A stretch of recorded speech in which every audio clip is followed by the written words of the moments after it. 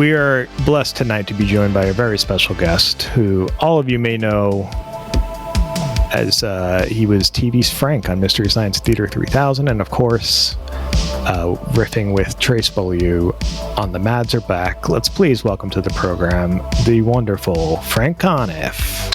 Hey, Frank. Hi, everybody. Thanks so much for being here. It's very happy to be here. Thanks for having me. Of course. I'm just going to lower the bed music a little bit. Frank, it's summer in New York City. Mm-hmm. How's it been going for you so far? It's been okay. You know, the first day or two of the heat wave, and I mean the real heat wave that was like a week ago.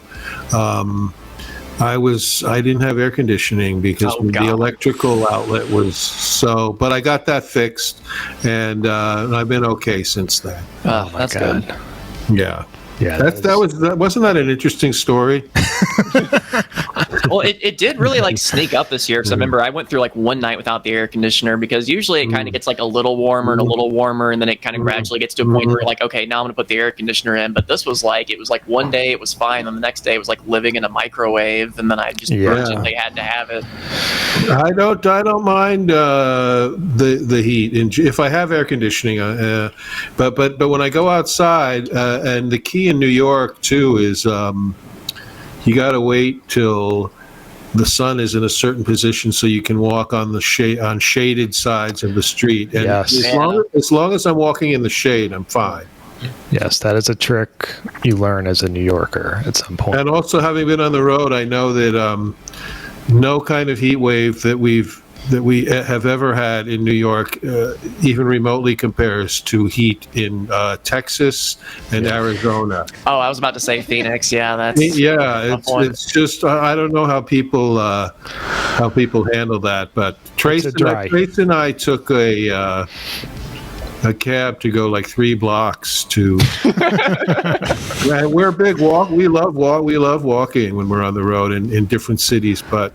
It was in Austin, Texas. It was so hot, you go outside and you just can't stand it, you know. And I've never experienced that, and it was in the 90s last week, you know, and even up to 100 almost, I think. But hot weather in New York is just different from hot weather in the Southwest. Oh, yeah. It is a very particular kind of heat, though, because there's usually not a lot of wind moving and all the buildings and cement and everything. You do feel like you're in a microwave sometimes. It's all just, you know.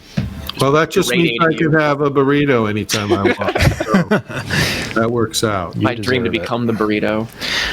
Frank, we already have people asking, how's the kitty? How's Billy doing? Well, Billy's fine. I don't know where he is right now. He's... Yay. He's doing really good. He's just hanging out, and he has a perch up on one of the boxes over there that he likes to sit, and he's great. And it feels like he's a little less insane lately. Like he's mellowed out a bit. It maybe, yeah. But I think maybe it's finally got into his head that I don't want him to bite the shit out of me all the time and cause me extreme physical pain. I think he not completely gotten that, but maybe he's better at it now. Yeah, he's a sweetie. Yeah, he's great. The reason we thought it'd be fun to have you come on to the program tonight is because we've been working on something for quite some time now that we can finally announce, and we are announcing the pre-order tonight of your next audiobook, which is 25 Mystery Science Theater 3000 films that changed my life in no way whatsoever. Woohoo! This is my very first book from 2016, and it's and I finally done an audio of it, read by yours truly.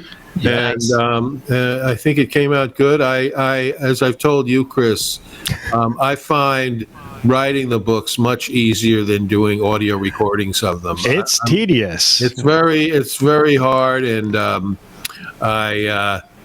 I'm not good at it. I'm not like my friend John Fugelsang, who can read copy. And he, by the way, John has a book coming out too this pretty soon. Oh, nice. So,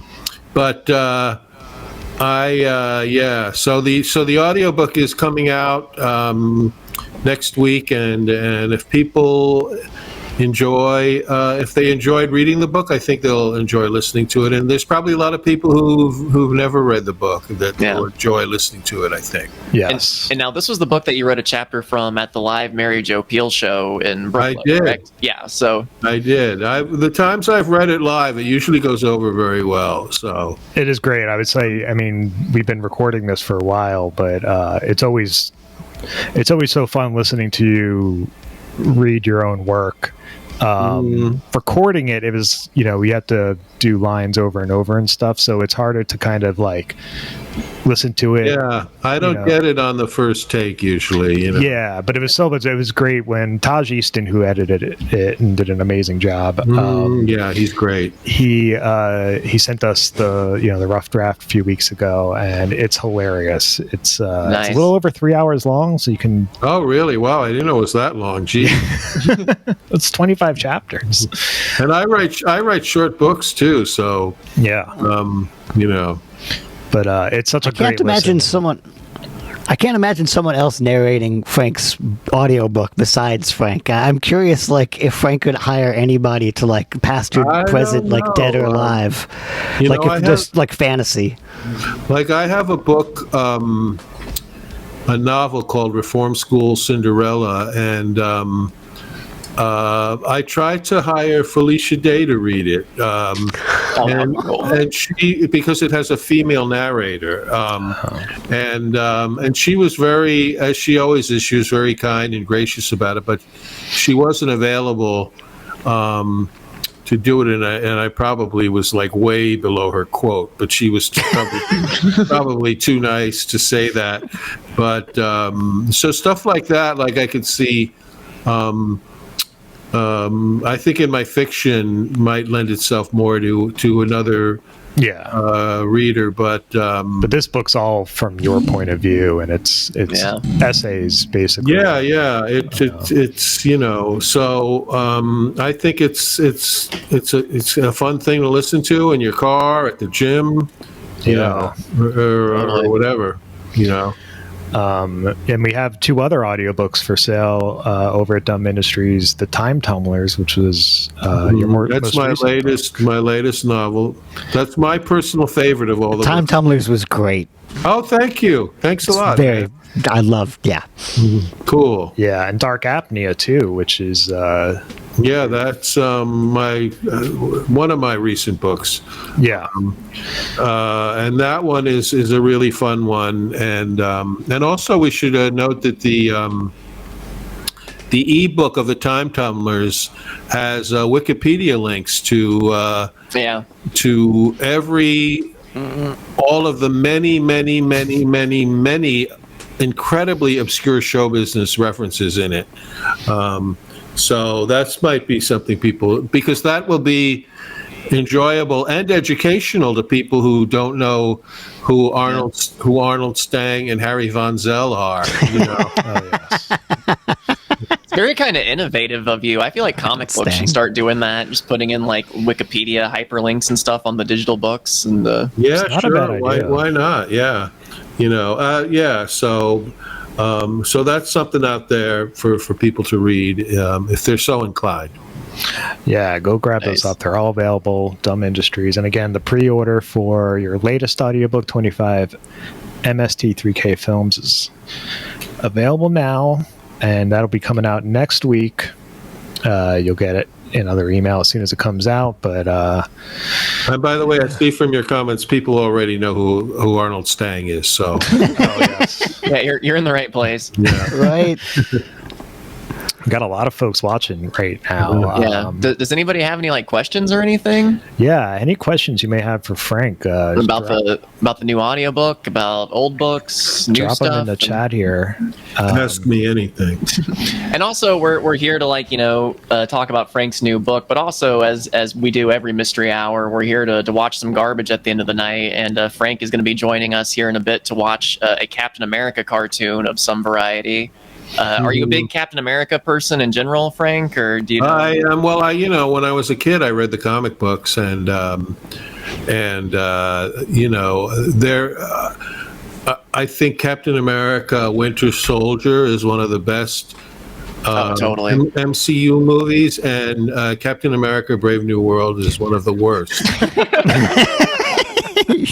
Might be, in my opinion, the worst MCU movie. And it's a movie where Harrison Ford plays the Hulk. How can you screw that up? Somehow they messed it up. They did. I just watched Thunderbolts. It wasn't bad because nobody spoiled who the bad guy was. I've heard Thunderbolts is. I've heard some good things about it. That has a Captain America in it, kind of. But whether it does or not, who cares? Yeah, I believe one of the options of the Captain America cartoons is, what is it, the Marvel superheroes from the 60s, which I thought Frank would be interested in. Is that are the Captain America cartoons we're watching from the Marvel superheroes from that series? One of them is. That's one of our options. We have four. That's my jam right there. That's because when I was a kid, I watched those, and they're so cheaply animated that they use the actual panels from the comic books, and then put in a little bit of like mouth movement and like smoke in the background, and I thought that was so cool when I was a kid because I had the comic books. I remember one time putting the comic book up to the screen next to the image, and I as a 10-year-old I thought that was mind blowing. But they're kind of worse because they strip out the backgrounds and everything. It's like just the guys.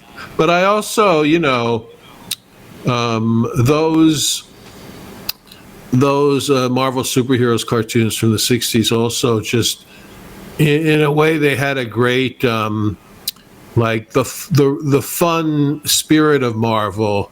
In the theme song, the theme songs were great, and that's what I was gonna say. And like in the Hulk theme song, one of the lyrics is "Ain't he a glamour puss?" Christopher Nolan would never put that in one of his movies, and that's what I love about it. Oh yeah. Old Marvel comics are great. Like I love, isn't there like a comic book where Thanos gets into a helicopter that just says Thanos on the side of it and he flies away? Really? Yeah, I don't know. Yeah, the Marvel comic books of the 60s had a really funny attitude towards them, a self-awareness that was very, it was very influential on people like me who would grow up to be in comedy. That funny, not taking it too seriously, actually taking the stories seriously, but then on the other hand having like kind of funny commentary in the panels and stuff, So the bullpen pages. Yeah, the bullpen pages, and that was the first time they got fans involved. That was like the birth of fandom was the Marvel comics back then. Right. I always wanted to win a no prize. You know about the no prize? No. Oh, Marvel used to give away this thing where if you found a flub in a Marvel comic, but you wrote a letter explaining why the flub wasn't a flub, they would send you a no prize, which was just an empty envelope from Marvel, but it had like a Marvel stamp on it and like picture of Spider-Man on it, but the envelope was empty and it said like certified Marvel no prize on the outside of the envelope. Wow. I don't know why I was about to say that reminds me for some reason of when Star Wars came out and they didn't have all the action figures out in time for Christmas, and so they put like these like certificates you could buy at the store, which is like, we don't have the action figures out, but you can buy this like envelope, and in a couple months buying this envelope will give you special access to the first 6 figures. Yeah. Merry Christmas, kids.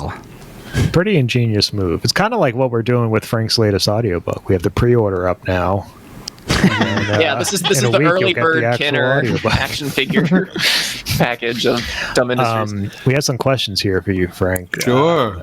Lay it on me. Brian from Canada asked, Frank, given that we're in a superhero movie time, who are your favorite superheroes? Oh, my favorite superheroes? Well, I guess growing up, Spider-Man, I think, was probably my favorite.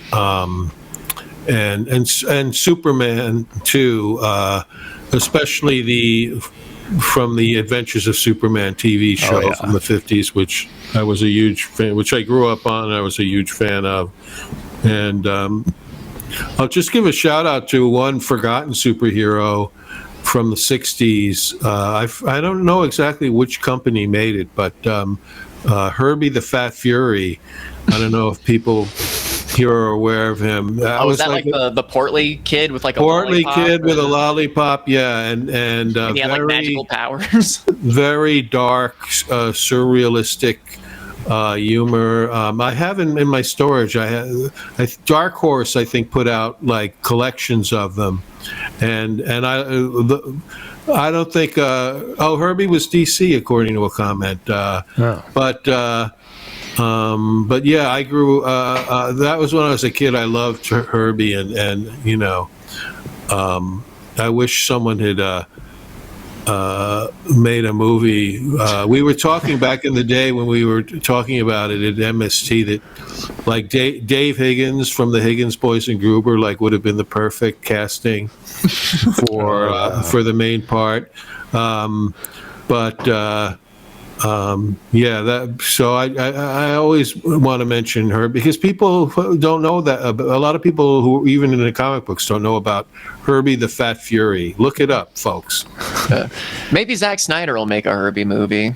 I hope not. I would prefer James Gunn or someone like that. James Gunn can pull it off. Yeah. JL Seabrass, does Madam Web count as a superhero? I think it does. It absolutely counts, and now it does. And I have to say, I enjoyed Madam Web so much more than Captain America: Brave New World. I've watched Madam Web 3 times. I've only seen Brave New World once. To me, Madam Web is a really enjoyable bad movie. It's just I found it. I've only seen it once, but.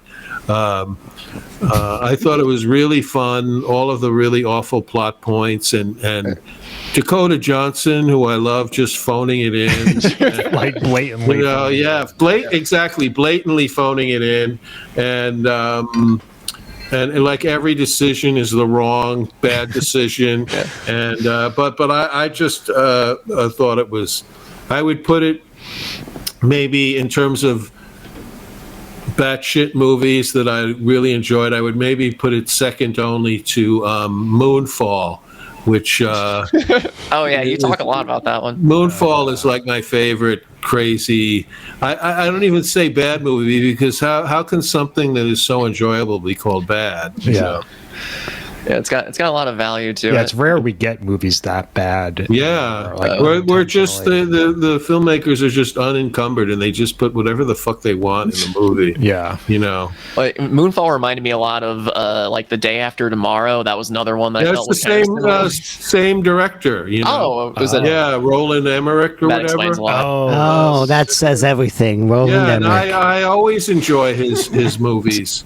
They always have like ridiculous plots, but they have great, gigantic cities being destroyed, and great special effects of just the world destruction of the entire world. But Moonfall out of all of them is my favorite. Oh yeah, that's how awesome. I feel about 23 Skidoo by Otto Preminger. I love his movies, but God, that movie is that's a fun one. Watch. That one is barely watchable, but still a valuable thing. How did you get from Roland Emmerich to Otto Preminger? I don't know, but the movie. Where was the connection? By the way, the movie is not called 23 Skidoo. It's just called Skidoo. Oh. Thank you. Unless they do sequels, and then it would be Skidoo 23 might come out one day. Or like 23 Jump Street crossed over with Skidoo. We got another question here. Hat Band Monkey, how did you decide on Billy's name? Was it Billy Wilder? Your cat, Billy? No, I have a very simple explanation for that. It's a combination of my two previous cats, Barney and Millie. Billy. Aww. There you go. Genius. I thought it was after Billy Zane. That'd be great. Just randomly like that is Frank's favorite actor is Billy Zane. Volcaniten Girl, if you could pick any superpower, what would it be? If I'm honest, I would have the creepy choice, which is invisibility. Yeah, that's mine too. But it is the creepiest choice. But you know what? Flying would be great. You don't have to take airplanes. Flying would be good too. You can just go from here to San Francisco in an hour or two, just flying. That would be great, actually. So I would. Invisibility is my secret pick, but flying, I guess, is the way to go. You could pick shrinking because then you could get real tiny and almost be like you're invisible. But then I would be worried that I wouldn't grow back. Yeah, that is a good fear. Let's see, we got another one here. Oliver Lang, Frank, have you touched base with Mary Jo or the Riff Tracks gang? You stay in touch with. I am. I saw Bill Corbett and Kevin Murphy in San Francisco not too long ago when we did San Francisco Sketch Fest, and Mary Jo as well was there, and so I saw them then, and we every now and then we correspond, and we all get along. Trace and I and the Riff Tracks people, we get along really good. Yes, we love those guys. They've also, Riff Tracks has been so supportive of the Mads Are Back. And the Mary Jo Peel show. For their recent Kickstarter for Time Cop, one of the digital rewards is actually going to be the Best of the Mads Are Back, A Night of Shorts 2. So if you back that Kickstarter, you're going to get a nice little digital goodie in a few weeks. As voted on by the fans. So this was a groupthink decision, this downloads contents. We have some shout outs here. Frank, do you want to do some shout outs with us? Sure. This is where we just do you know what that even means? No, I really don't, but we just say what's up to people who send in a tip. So here's our first one from Punk Nerd, good friend, big supporter of ours. Thank you, Punk Nerd. Punk Nerd said, just wanted to say hi from me and Adam. Nice. Well, I just want to throw a little shout out to Punk Nerd. There you go. This one goes out to you. Clip that. Let's see, we got another one. Spyrocyte, who did that meme earlier, says happy 4th to all. Thank you so much, Spyrocyte. Oh yeah, happy 4th. I keep forgetting that's tomorrow. I know. It's I think I've the most ironic 4th of July ever. For real. Tomorrow. Yeah. Right. It's bizarre. Here we go. Here's another one from Ryan S. Thank you, Ryan. Ryan, thank you, buddy. Oh, Ryan has requested an impression of me doing Columbo asking TV's Frank about the disappearance of Joel Robinson. Right. Oh, no. Okay. Yeah, we sometimes act out little skits when people ask us. Got to get my pen here for my cigar. Excuse me, sir. It looks like you got a really nice thing going on here, and I really like your tunic, and your hair is fantastic. Sir, I just got to ask you, I'm investigating the disappearance of this Joel Robinson fella, and according to my records, you were last seen with him. Lieutenant, I don't want to get into a whole thing with you, so I murdered him, okay? So let's just move on from that. You don't have to you don't have to decipher my elaborate ploy. Oh boy, you just saved me a good deal of trouble, and I really appreciate that. Mrs. Columbo's going to be so thrilled. Could you please leave Mrs. Columbo out of it? By the way, Mrs. Columbo, not canon. Not canon. No, Yeah. We watched an episode of Mrs. Columbo somewhat recently. We did. And It had a ventriloquist dummy. It was awesome. It had a ventriloquist in it. Great actress, Kate Mulgrew, but not canon. Well, what do you think is our worse, special Frank? guest, Mrs. Columbo or like new Columbo from like the 90s and 2000s when he started getting really sad? You know what? The new Columbo had Peter Falk in it, so that's the essential ingredient you need for Columbo. There's some good later Columbo episodes. I always think really poorly of those later ones, but. And if people love Columbo and want new Columbo, there is a solution to that. Is watch Poker Face. Yes, which has been which is literally the new Columbo, and it's a great, at least as good as Columbo. It's so much fun. Great show. Yeah. We've been loving it this season. Every episode is just so. New Yorkers. Yeah, they're in New York. Will love the murder that took place to get a rent-controlled apartment. Yes. That was a great one. Yeah, that was. Aquafina. So I'm just shocked that our special guest turned out to be the murderer, because when does that happen on Columbo, right? Oh. That's a good point. We're off brand here. Here we go. We got another shout out, and then we'll do a few more. I want to get into our future presentation. Yeah. This next one comes from Mary H. Thank you so much, Mary H. Mary, thank you. And next week we'll get back to our longer shout-outs, too, where this is a very special episode, so we're a very special shout episode. Out to Mary awesome. H. Big High Thank you, Max Mary H. here, actually. That's how they go. Big High Max. Who appears to be a Master Pancake fan. We love Master Pancake. Nice. They're the best. Love them. Thank you. They say y'all should watch Murder, She Wrote on Thursday night with them, and we'll lend you Owen or Scott for the next dumb movie show chat of your choice. All right. I'm planning, and I don't know when it's going to happen, to get around to Murder, She Wrote, because I haven't watched nearly enough of those, so I'm going to get into that when I get a chance. I'm catching up on a lot of shows that I never watched, like Justified, The Shield, and Fargo. All great shows, all from the FX network. Fargo is wonderful. Yeah. Frank, thank you so much for stopping by. Thanks for having me. It was really fun. Of course, your latest audiobook, 25 Mystery Science Theater 3000 Films That Changed My Life in No Way Whatsoever. Pre-order is available now at dumb-industries.com. It'll be released next week, so everyone grab that. Only $10. 3 hours of Frank reading. Everyone. Hey, you're trying to sell this book, not discourage people. Have a great 4th of July weekend. A great 4th of July. Yeah. Thanks for hanging out with us, everybody. We appreciate you all so much. Thank you all so much. Thank you. Let's see where you can see my waving. And don't forget, next week we're watching Happy Days ripoff, or not ripoffs, Happy Days spinoffs. I'm sorry. Yes.